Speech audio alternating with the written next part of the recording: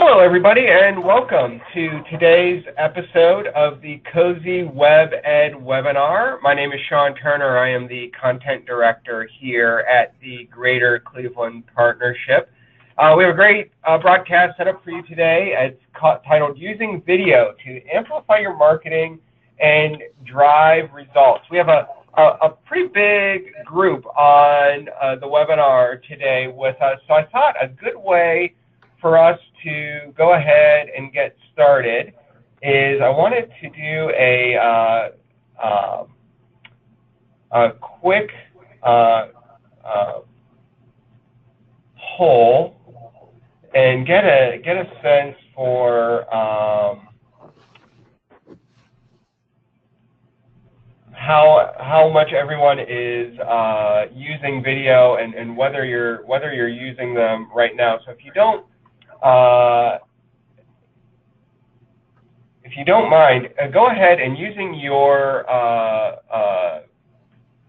chat box on your control panel, if you want to just type in a quick yes or no if you're using video right now, and that'll kind of give us a little bit of a heartbeat as to how many people are using a video. So go ahead and type those in. They'll only be visible to me, so don't be shy, and I'll give you folks a few seconds to input that. And as you do that, I'll explain a little bit more about the webinar here today. We have a special guest on the line with us. His name is John Sammon. He is the CEO of Sixth City Marketing.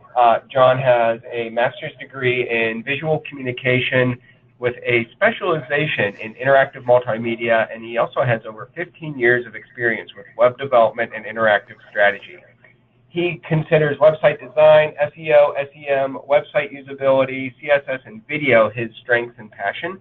The innovative SEO strategies John provides have helped dozens of clients outrank their strongest competitors for the most desirable industry keywords and phrases. His knowledge of effective web design has additionally aided him in producing customized client sites built to convert. John also created and taught a popular elective class at Ohio University entitled Online Marketing Strategy. The course introduced students to the strategies and uses of popular online marketing channels such as search engine optimization. Outside of his duties as president and CEO at Sixth City Marketing, you can find him walking his dog Murphy, hacking up an Ohio golf course, or cursing/celebrating the failures/successes of his favorite professional sports, the Cleveland Browns, Cleveland Indians, and Cleveland Cavaliers. And before I turn things over to him, let's go ahead and look at some of our poll results. We have a couple of people who are using video right now. It looks like most of you are. We have we create video by putting podcasts up with still pictures. Our moving videos are occasional ads or testimonial videos. Videos of myself on the homepage of the website explaining how to go through the site. Don't use in emails. We do use Facebook Live to do walkthroughs of properties. I'm a rehabber. That's interesting.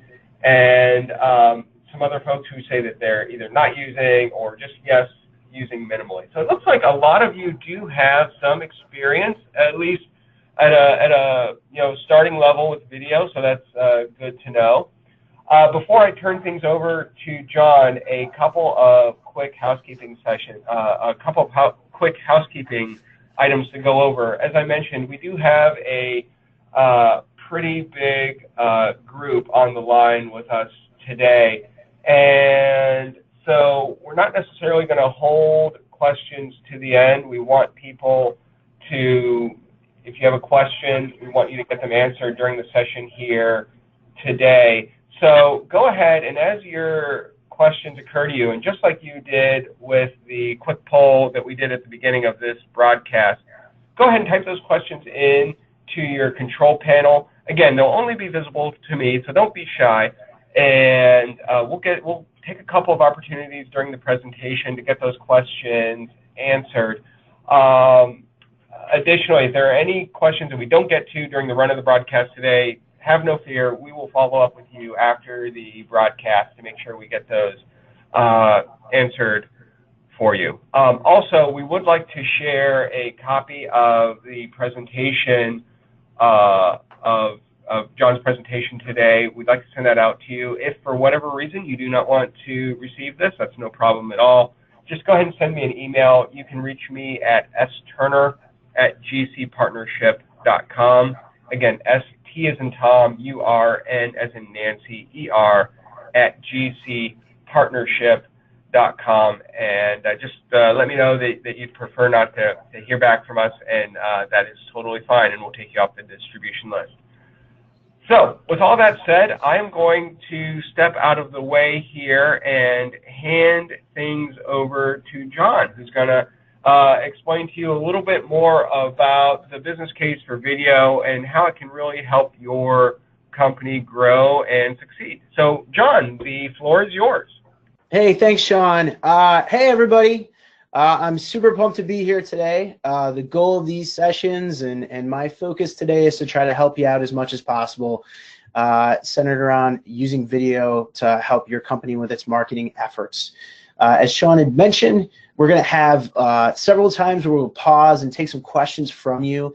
It sounds like a lot of you are at many different levels when it comes to using marketing. Some are using some tactics and strategies I'll describe here. Some of you are just kind of getting started. And video is a huge part of how you can market your company and differentiate your company, and it will continue to be that. So we'll talk a little bit about that. I love hearing that you guys are doing videos. I love hearing that you're doing Facebook Live. I love hearing that you're doing podcasts. All of those things are really, really good stuff, and we'll talk to them about them in the presentation today. So a little bit of, there we go, a little bit of an agenda. So I want to talk about some case studies to get you motivated and pumped up about using this stuff, because everybody, you know, if you're a small business owner, medium-sized business owner, or just a marketing person at a company, you're usually stretched pretty thin. So tell me why I should be using this, and tell me how it's going to be effective for me so that I make time for it. We're going to talk about that. Talk about the importance of video. Also talk about taking an approach to shooting, filming the video, using it for your business, and marketing it for your business. And like I said, I will do my best to tailor it towards the specific questions that you have as we go through the presentation. So all of the case studies I'll be talking about today are examples are Cleveland-based businesses. And one of them is a business located on the near west side called Bruening Glass Works. So Bruening Glass Works, they do crystal repair for their clients, and they do it all over the country. One of the things that they did, and actually one of the people who was kind of giving feedback to the poll question and said, hey, we shot a video and put it on our homepage. Mark Cose, who's the owner of Bruening Glass Works, did this years ago. We worked with him very, very quickly to put something small together for him just to get a face to his business. And the context to that was, you know, he believe it or not, he serves a global audience. People will box up and ship to him items that need to be repaired. So it could be a crystal vase, could be a crystal chandelier. We literally shot a video off of the laptop, my MacBook Pro, did some editing for him, and put it up on the website. Again, this was years ago, and it's done wonders for his business. One of the other critical things that we did was optimize it for a keyword that he was targeting called crystal repair. The video that's been up on the website homepage, you can't miss it, has been viewed over 27,000 times. And when customers call in and ask for help, they're asking to talk to him. It's a short 2 to 3 minute video. It puts a face to the business and allows your company to give a quick elevator piece. And it's not overly produced, which will be kind of a theme of encouragement for what we're getting into today. But having a video viewed over 27,000 times to help complement and essentially solidify your credibility is very, very important. Next example is actually something that we did. It's a little bit of a different focus, but a person on our staff was challenged with doing a donut hole eating contest. So internally, to kind of build our culture and we chose to showcase this in a Facebook live stream. The employee Steve, and this is up on our Facebook page and our YouTube page, we challenged him to eat 80 donut holes in 30 minutes. Okay, it seems kind of ridiculous, right? But it was really fun. So every 10 donut holes he ate in a 30-minute period of time, he got 1 hour off of work. So it was kind of fun. We live streamed this, and we got over 3,500 views, 6,200 impressions, 2,000 engagements just from our Facebook audience. And the funny thing was is that actually led to a 4-minute segment on Donovan Live later that night. And you're like, this is the most ridiculous thing in the world, John. Why would you do this? And it does a couple different things, right? It showcases our culture. So for potential people that we're looking to hire, it shows we're a little bit different. And it also demonstrates our ability to help market something. As silly as a donut eating challenge was, it really did a lot of really great things for us.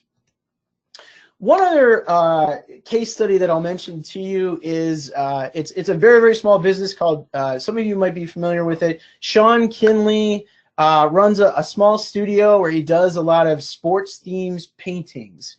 And we've bought a lot of art from him for our office to have like a Cleveland theme.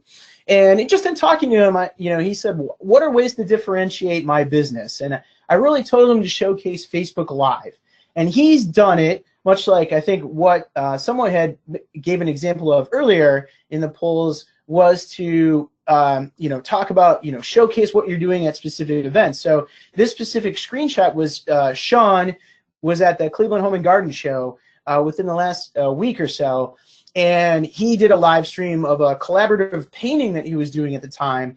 And for a small business in Cleveland, it wound up being an 8-minute video. It got almost 3,000 views. And he has said that people ask him a lot about the videos, and he gets a lot of business from it. And it was just super easy. He takes his phone, he uses Facebook Live. You can see from the screenshot a lot of interactivity.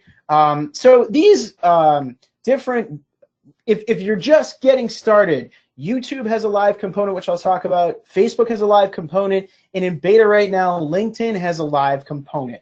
And they're really encouraging you and rewarding you to do this type of live streaming video. So these are some fun case studies that I wanted to share initially. The importance of video. I think you guys can see from the case studies how important it could be. But really at the heart of it is that it allows you, for people looking for your services or products online, the video and having someone in front of it, at the very least doing a short video, it allows you to put a face to your business, build that credibility, differentiate yourself from your competitors, right? It can be a pain to do this depending upon your level of comfort and how much you have to invest in terms of time and money. But this is still relatively new, especially the live component, and a lot of your competitors might not necessarily be doing it. So it's a way to differentiate yourself. And just to build off of that, you can expand in more detail about your business, product, or even service. So you can specifically pick, if you're at an event or a product you want to showcase, just go live with it and do a walkthrough of it. And we'll talk about advantages of utilizing video a little bit more detail in a little bit. Just to give you some metrics, and I'm really focusing on YouTube and Facebook Live, but YouTube is it's the second highest search engine used. A lot of you have heard that. And just giving you some data about how many people log in, view the videos. And like I said, if you didn't know this, YouTube has live capabilities as well. So they're getting in on this, essentially trend where they're encouraging people to do live streaming video, and certainly it benefits them because it adds to their library of things they can display, right? Facebook and Facebook Live. Facebook algorithm actually rewards you in that the video, when you go live, it will prioritize it for the people who are following you to see. And a lot of you have seen that in the past. And again, it's just their way of trying to get more people, businesses, pages, to do this type of, produce this type of content And there's definitely a lot of opportunity there. Like I said, you know, just to read this metric, live videos can drive 10 times more comments and shares because of real-time connection between users. So just to emphasize the importance of that. So I know we try to, on these types of sessions, we try to pause at certain moments. So before I continue in the presentation, I wanted to see, Shaun, if anybody had any questions or feedback so far on anything that I've shared. Absolutely. We do have one question so far, and William would like to know let's say you're not comfortable being on camera. What's the best way to get started? You know, if you're just a little bit camera shy and just not comfortable being, you know, behind the, you know, in front of the camera, how do you coach people through that? Yeah, that's always something that we can encounter, because we certainly encourage our clients to do this. We'll also shoot and produce video on behalf of our clients. It's difficult if you're in this scenario, you're just pulling up the camera and speaking into it, because there's a whole lot of elements that you have to be. You have to kind of entertain them to some extent. You have to elaborate in detail on your product. It's like, oh, where do I get started? It's really, the more practice that, it's just like when giving a presentation, the more practice that you can do ahead of time, I would encourage that. The other thing is that, and again, I'm going to be focusing more on live in this presentation, because, you know, what would it take to go out and invest in creating high quality videos? Well, there's certainly a monetary type of expense. And a lot of people oppose that initially. Companies oppose that because, you know, it can be a $3 to $4 grand investment just to buy the video camera and the equipment to shoot. So what better way to experiment with it than live video?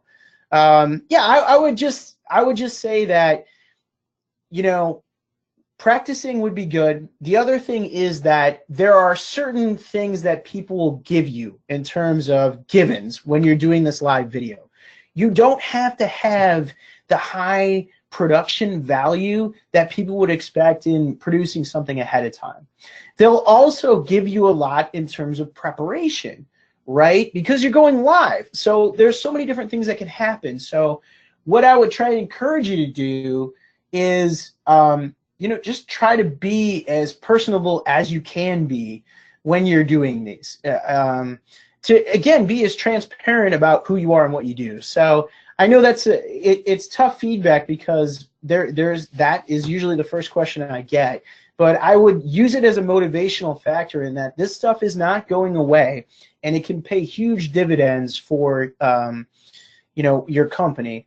When we're working with somebody off camera, I'll add this as the final feedback, is that when we're working with somebody, because we'll typically shoot videos for customers, and we'll shoot them interview style. And for people who are nervous, I'll just ask them questions that will kind of loosen them up.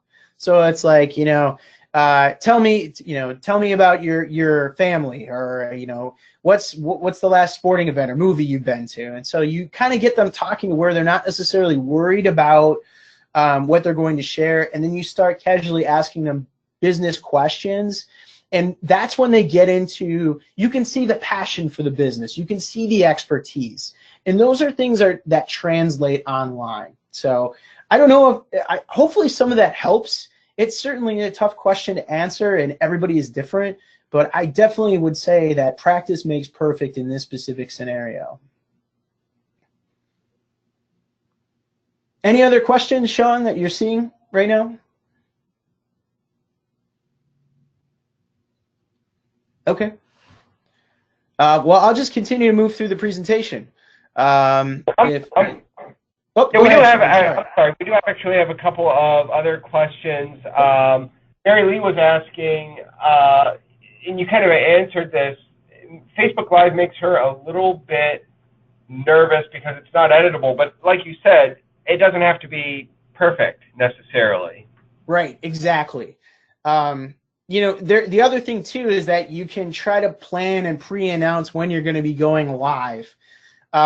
If you watch some of the examples of the videos, like if you, the funny thing about the donut challenge, and I'll just reference that because it's top of mind, is that the great thing is that you can see the interactivity. So as people are throwing questions at you, you can pivot based off of that. And, you know, if you don't have a huge audience, you know, you could kind of let your friends know that you're going to be going live and maybe plan a few questions just to kind of get you going on the right track. You know, you can look at, I would also encourage you to look at examples of, you know, follow Cleveland.com. You can see that they go live in different scenarios. I think it's Hayden Grove that does a lot of live sports stuff. And so you can kind of see how he pivots, and if that helps. And I want to make sure that we answer the other question too. Go ahead, Shaun. Yeah, absolutely. Nellie was asking, are there any pros and cons of posting the same content in multiple places? You know, to answer that question, I would need some more specifics. You know, I wasn't sure if they're saying, can we, is there a con to taking the video that you do live stream and putting it on your website and posting it on YouTube? If that's the case, I would say no. Because, you know, you want to, if you do a Facebook Live session, you know, that's something that you can utilize and showcase on your website. And usually what we do is we just download it, upload it to YouTube. You know, there are multiple ways people can find you on the internet, as you know. And if what you've created is an asset, you definitely want to utilize that across multiple channels. So you can do a Facebook Live session, save it as a video, upload it to YouTube, and write some content around it as a blog post on your website.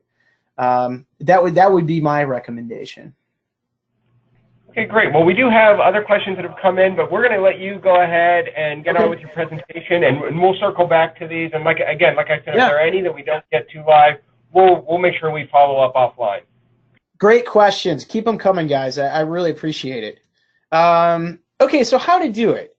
So you know, I've talked a lot about the different ways, but you know, you have the option of hiring somebody to do it for you, right? Hey, this is a great way to do this, right? I just pay somebody to come, video and shoot. You know, you want to, obviously, if you're bringing in a company to do that, it's going to be on production, quality. The challenge is that it can be expensive. You know, and I'm always about testing and measuring, right? And so I'm coming into this with the assumption that, you know, some of you are doing it and have had good results with it, but others are skeptical because there's only so many hours a day, right? So I'm going to focus on the doing it yourself, because if you're seeing results from it, you're more likely to invest more money into it. And so if you hire somebody to do it, that's an expense with that. There's also the component of doing it for yourself, right? So you have to purchase the camera, the stand, the lenses, the sound, all of that. Learn to utilize a video editor. You know, the free ones out there, iMovie for a Mac, Lightworks for a PC. Maybe this is something to graduate to. But, you know, I'm just kind of educating you on, you know, here are your options should you graduate to the next steps. And then, you know, you can even go so far as to utilizing your phone and utilizing editing video on your phone as well. So, but like I said, for this presentation, you know, we'll focus on the live streaming it, right? So I've talked about YouTube, Facebook, and LinkedIn offering live stream services. LinkedIn, I thought it was live, so I was going to do something ahead of this presentation, and I was not one of the ones that was selected for beta. So I was kind of reeling yesterday a little bit. But that's okay. I went to Facebook, I did a quick video, and it's all good. So a good way, you know, this is a good way to measure, and like I said, it can be very powerful. We've covered this already. How to use it, right? So some of you shared some really, really fantastic examples initially in your feedback as to whether you're doing it or not. My advice to you is, people that are on the internet, and everybody can relate to this, we don't have a ton of time, and our attention spans are short. So you want to focus on producing short segments for social media. Quick, have it be filled with insights and value, especially with the live video, if you can. I mean, you know, if you're doing a product release, it should merit a longer, you know, it could merit a longer video, but just start with shorter examples. So you can do product releases, you know, big announcements upcoming with your company. You know, stressing interactivity. So you can announce on your social media channels that there's going to be a Q&A, interactive Q&A with so-and-so at your company at this time. Promote that ahead of time, maybe via your email list and your social media channels, and then plan to have a live stream where you interact with your audience. You could even run some paid advertising centered around that on Facebook just to drive registrations for that. Another example, weekly industry news roundup, right? And then, hey, look, you know, if you are attending conferences and events that are relevant to your industry, that shows that you have committed to be a part of this experience where they're relaying, and even you may even be presenting there.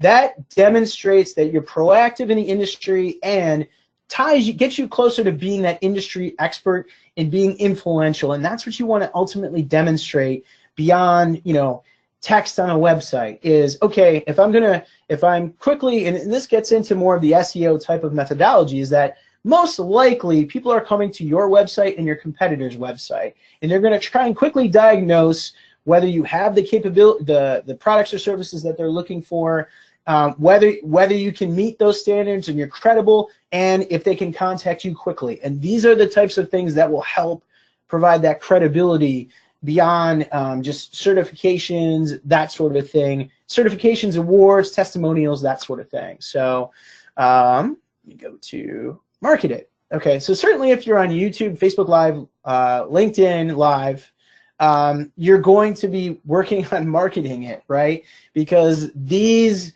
channels are already trying to actively promote you as you're doing this. But as I mentioned before, these are assets that you can utilize on your website. So I would encourage you to export them, embed them on your website via YouTube or Vimeo or even both. If you upload them to YouTube, especially if you're talking about something very, very specific, you want to make sure you optimize it. And you don't have to be an SEO guru or a copywriter to optimize your YouTube videos. Just keep it short and sweet. Put something in the title that makes, if you search for it, you could easily help the person searching for it find your video, right?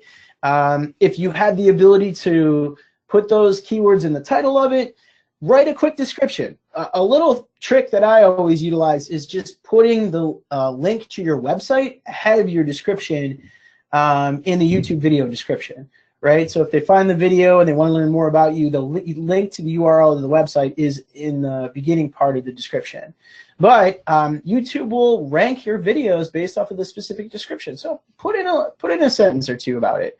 If you think keywords will drive people to these videos, put a couple of hashtags in there so that people will find that a little bit more easily. And in some instances, these videos, especially on YouTube, can be indexed and shown not only as videos, you'll see those in the search listings, but also as images too. You can, if you Google something, you'll typically, depending upon how you search your style, you may see it as an image, you may see it as a video component that's popped up in your search listings. So, Shaun, this might be another time to kind of have people chime in. I'm almost to the end of the presentation. I've got a few more things to share in terms of what you can do, like strategies and tactics, but I want to make sure that this is as valuable as possible. So if there are any other questions that have come since we last kind of revisited those, I'd love to answer them. Yeah, absolutely. We do have some.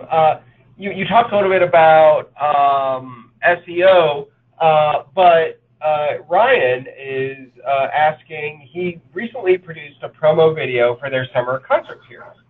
He wants to know if you were to showcase that video via paid ads, would Facebook or YouTube be a more powerful platform? Yeah, so this is a promo video, just so I understand, this is a promo video to promote an upcoming concert series. Is that correct, Shaun? That is correct.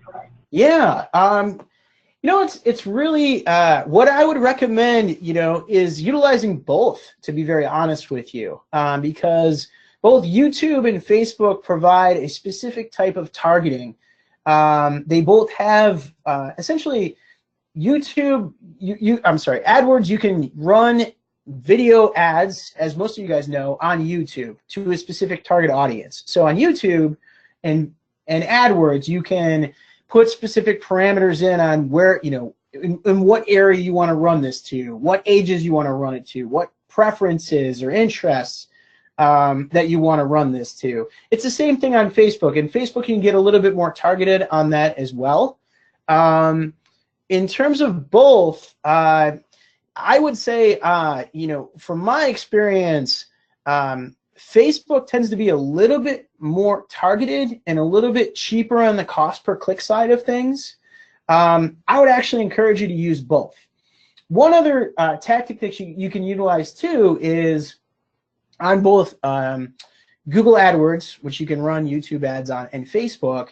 If you have an existing list of people that you know are going to the concert or have been interested in the concert series in the past, you can upload those and not only run videos on both platforms to those people, but you can, on Facebook, you can run what they call lookalike audiences. So essentially when you upload your list, Facebook will essentially create like an average profile with specific preferences.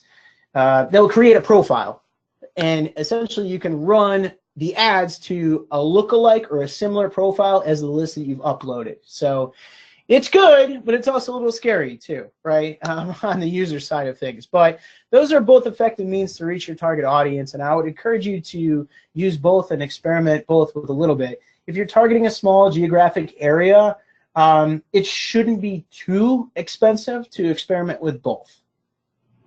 Great, and we'll hit one more question, and then we'll let you finish up the presentation, and then we'll get back to the rest of the questions that have come in. All right, great. Yeah, Christine is asking, just kind of as a standard best practice, if you're doing Facebook Live, what should the length be? Would it be 2 to 3 minutes like a standard YouTube video, longer, shorter? What do you think about that? Yeah, it really, you know, and I should have specified this. I talked about it a little bit. It really depends on what you're presenting, right? So, you know, if you're at a conference and you're introducing a product, you may want to have a little bit longer of a video, right, to introduce the product, why it's innovative. So that could merit a little bit longer of a video. But in experimenting, so if you're doing something like a news roundup or just giving like a recap, I would say a little bit shorter. But the good news is that there are metrics that you can review either on YouTube or Facebook to see kind of engagement and get a good idea on when you essentially lose the interest of people, when they drop off, when it peaks, when it drops off, that sort of thing. So, you know, kind of, I would err on the side of going shorter than longer, and then experiment depending upon what you're presenting on in the video side of things.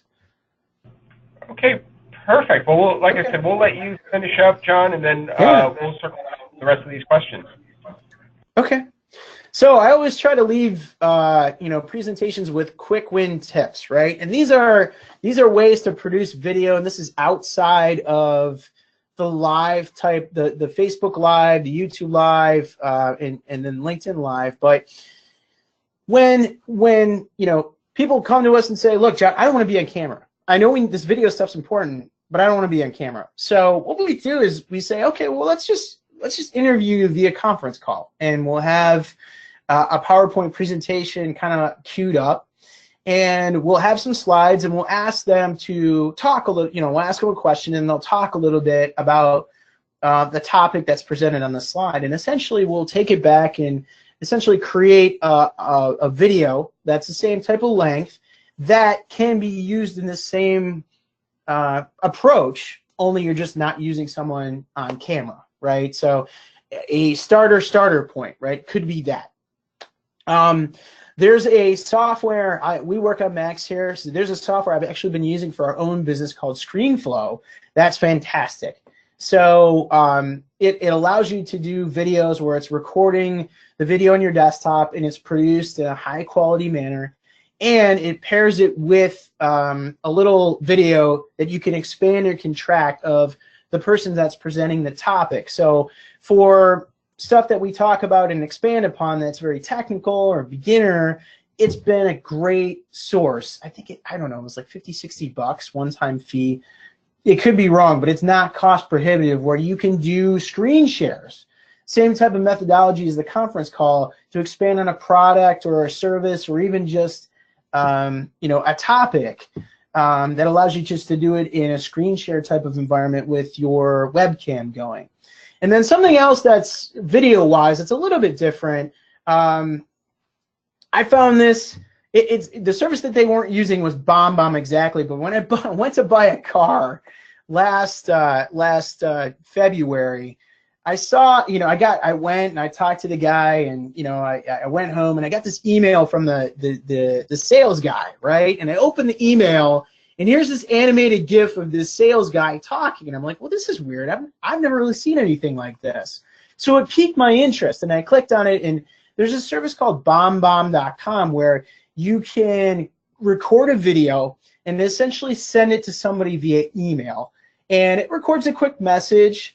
And in an industry where like ours, where you're trying to differentiate yourself and stand out, and have that personalized customer service, this was something that was captivating to me. So I would encourage you to check it out. There's probably, like all software, there's a free 15, 30-day trial, but I talked to, of all things, the car dealership guy was talking to me about. I was chatting him up about how effective this was for the business, and I actually talked to the guy who owned the dealership, and he said it was integral. I think I can't talk this morning. I haven't had enough coffee, but it was really critically important to, one, build kind of rapport with the customer and the salesperson, where the customer would come back asking for this specific salesperson, and an increased engagement email-wise in terms of opens and views.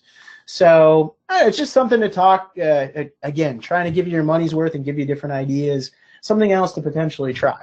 So yeah, I think that, as always, if anybody has any questions that I couldn't answer as part of this presentation, you're more than welcome to send me an email at john@sixthcitymarketing.com, or give me a call. That's my cell, 440-821-1425. With that in mind, I really appreciate you guys having me on here. Really love helping businesses out, and I'll turn it back over to you, Shaun, to have the audience fire a few more questions back at me. Yeah, we do have a few minutes here, so let's get through some more of these questions.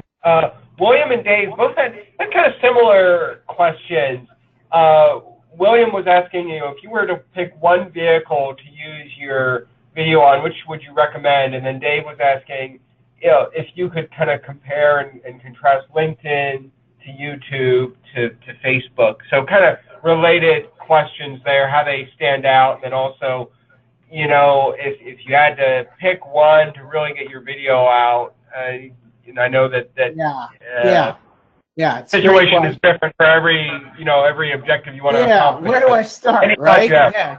The idea guy's firing everything at me. Where do I start, John, right? I would start right now, because LinkedIn's still in beta. I would start on Facebook, because most people have a Facebook page and somewhat of an audience already established. And the cool thing about Facebook is that, because you have people that are on there already that you can interact with, you can start introducing a product, and then if anybody, welcome comments, and you can interact with them. So I would start with Facebook, but I'm really, and what you can do is, after you finish your Facebook video, you can download it and then upload it to YouTube, and essentially get the best of both there. I'm really intrigued by this beta release of LinkedIn.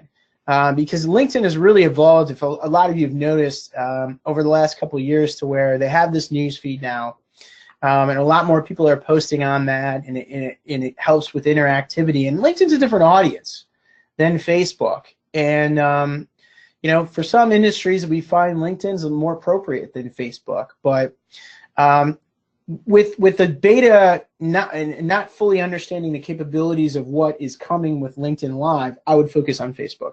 For sure. Great. I might have missed another part of that question, Shaun. Sorry.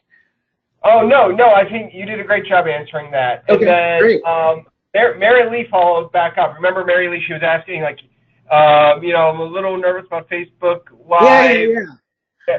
So, and she says, not that she wants to be perfect, but if you're live, then that doesn't allow you to make a mistake. Say you say something wrong or forget what you wanted to say, you kind of freeze in place, but you're live, and so there's no, so, what are your thoughts on that? Just kind of some of the, I guess that's every channel, every source has its pros and cons. Yeah. We're building you up, Mary Lee. We're gonna get you on there, and you're gonna be a pro, right? So in firing up your confidence, I can't reinforce enough that people are gonna give you a lot with a live environment, right? So they're gonna know that it's not necessarily pre-produced, and you don't want it to be pre-produced. You don't want to read from a script in the background because it doesn't necessarily look authentic.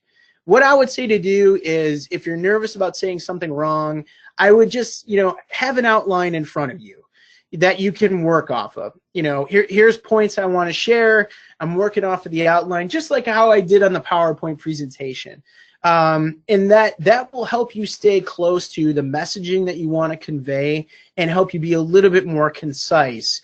But I think people, listen, depending upon the industry that you're in, the reason why people do business with people is because they like people. So there's this element of being human in running something that's live. It's happening right now, is that if I screw up and say something, you just acknowledge it. Hey, hey, look, I think I mispronounced a word earlier, and I'm blaming it on the coffee, right? That's my excuse. But everybody can relate to that, right? Because nobody's perfect. So where it comes down to with this live stream stuff is the meat, right? Give me something of substance. Tell me why I should do business with you. Tell me what stands out about your product. And there are so many different business owners that I meet with that, tell me, sell it to me, tell me why you're passionate about it. Tell me why I should work with you. And a lot of the time, once you get going, that message comes out and it's conveyed, and people love that. I'm like, oh my God, I can't tell you how many times I've had an initial meeting with someone and I'm learning about their business, and it's like, all right, I'm sold. Where do I sign up for it? Because they're so good. So I have nothing but encouragement for you and trial and error. I think, honestly, in worst case scenario, if you do something wrong, you can always delete the video, right? So hopefully that helps. Great. Yeah, we'll get Mary Lee out there. Very good. Joanna wants to know, is again, related to Facebook Live, is there an optimal time of day that you've seen is best for engagement and will kind of get the best chance of being viewed? That's a great question. Yeah. I would encourage you to do, much like we're doing these webinars, it's like, I would shoot for, I know this is on a Wednesday, maybe Tuesday through Thursday, 11 o'clock, somewhere between 10 and 11, or just early afternoon, right? Those tend to be peak times. So you're avoiding the Fridays, you're avoiding the Mondays. Certainly it's going to depend based off of the industry, but I would say to start with maybe a mid to late morning or early afternoon to do these types of sessions so that you have the optimal audience. And like I said, it could be a different story depending upon your industry. People are on it at different times. You can pivot towards that, if that helps. That does help. And continuing on, people are very interested in Facebook Live. And just kind of for people who may not be familiar with how it works, once the live feed is in the past, can you then post that video on your website and leave it up there? So it's no longer live, or is the video only available while it is being shot live? That's something that Jonathan wants to know. Yeah, no problem. So basically what happens is that when you record the video live, and then you'll stop the video, and then Facebook will process the video. So it'll display live to people. Facebook will take a few to process it, and then it will be displayed on your timeline, okay? At that point in time, once it's on your timeline in essentially a final piece, you have the ability to download it and then put it on YouTube or Vimeo as you choose. So did that answer the question, Shaun? I think so. Okay. Yeah, I think that's great. And then Kim wants to know, this is more in general, if you're posting a video about an event, is it better to post that live in the event page, or should you, or should it live on the events page, or should it live on a general page? If you're recording a video about something specific, should it go on that specific events page, or yeah. So video came about, years ago. Somewhere around 2012, 2013, we were focused on SEO for our clients. And a lot of that centered around writing content. But there was a certain point where it was like, we need to improve the user experience. So we started producing videos for our clients, one, because we had the background and experience in doing it, but two, to complement the content on the website. So, sometimes it just reinforces and, like I said, puts a face to the name of content on the website. So if you can strategically plan content in a live environment that complements a key page on your website, I would say yes, absolutely, put that up on that page. If it doesn't fit within a specific piece of content, it's a great spot to take the video and post it in a blog or a news section. But either way, it's going to help. Great. We have just a couple more questions since we have a little bit more time here. Let's switch gears again and focus on LinkedIn. William wants to know what industries are better for LinkedIn. Has any particular industry group performed better? Yeah, that's a great question. Off the top of my head, we've had some success in higher education and targeting people off the top of my head, some success in targeting people in higher education on LinkedIn. It can be really tricky, but it tends to be more business professionals that you're going to target on LinkedIn. And so the challenge with LinkedIn is that if you're trying to weigh LinkedIn versus Facebook, it tends to be that people tend to be on Facebook a lot more than LinkedIn, which is why we'll start off a campaign by running, paid campaigns on Facebook and LinkedIn, but the response is greater on Facebook versus LinkedIn more so. It tends to be cheaper on Facebook than LinkedIn. The challenge is that on Facebook versus LinkedIn, the responses on Facebook tend to be, the quality of the leads tend to be a little bit better on LinkedIn versus Facebook. So I was a little bit all over the place on those answers, but I'm trying to be as transparent as possible in that, we work in a handful of industries right now that we've carved out as our niche. That would essentially be manufacturing, higher education, and retirement community marketing. And we found the most success generally in targeting those specific industries on LinkedIn and higher education, and mostly in the sense of marketing graduate programs. But I'm happy to expand upon whether I think this specific industry would be effective on LinkedIn if I think it was a gentleman who asked the question, wants to just send me an email afterwards. And William did follow up, so if you're trying to reach executives, they generally aren't on Facebook. You're probably better suited for LinkedIn. I would, it really, you can expect one thing and totally see a different response. You have the ability to target executives both on Facebook and LinkedIn. The interesting thing is that they tend to be, honestly, on Facebook more than LinkedIn. But it really just depends on the industry. There can be very specific. So at the heart of it, I would encourage a little bit of experimentation in both to see what types of response you get, and kind of go from there. The great thing about digital marketing is that you can see the data and you can kind of plug and play. The challenge, and we run through this too, is to give the sample size enough time. If you don't see it working after a week or so, it's tempting to just switch off real quick. But you want to make sure that you have enough sample size there to effectively make a decision before you jump and meddle too much with it. Perfect.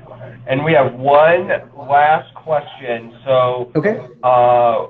We talked a lot about video today, and people are all jazzed up. They're going to go out and they're going to be producing so many videos based off of this presentation here today.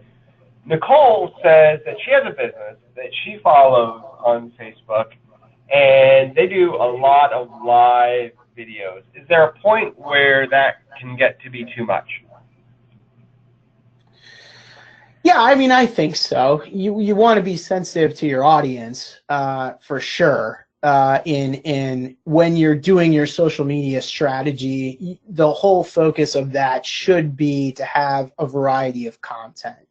And so, your Facebook Live should be intermixed, with updates about a variety of different things. Text updates, updates on news and events, posting images.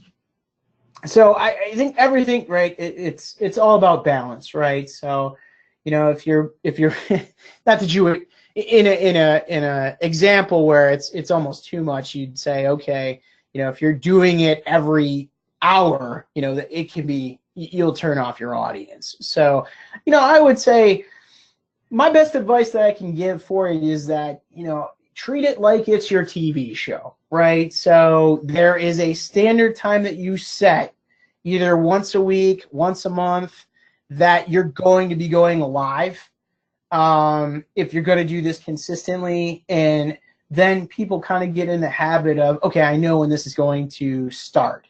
So, well, at least for, not necessarily for the millennial generation. This is more for the my generation of, okay, that's when that TV show is going to be on. It's a completely different, right, ball game now. But it doesn't necessarily hurt to set a specific time to set the expectation of when you're going to be doing that. But that's the best advice I could give. You'll learn a lot as you start doing more of it. Perfect. Well, John, we have no other questions in the queue. Thank you so much for taking time to help us with those. And thank you to everyone on the webinar today. Those were fantastic questions. So glad that you took the opportunity to reach out to John here. And like I said, if we'd like to send you this presentation. If you do not want to receive that, feel free to reach out to me, sturner@gcpartnership.com, and we'll make sure to remove you from the distribution list. And also, just as a heads up, you will be receiving a survey in your email. Please fill that out. We use that to make sure that these webinars continue to be as helpful as possible for you. So it would really help us out if you fill that out. It'll only take a couple minutes of your time, so we appreciate that. And John, I appreciate you taking a few minutes of your day here today. Hey, listen, it was fantastic. I really appreciate you having me on, and some great questions from the audience. Hopefully I was able to help. You absolutely did. Thank you so much, and thank you, everyone. That concludes today's Cose Web Ed webinar. You may now disconnect. Have a great rest of your day.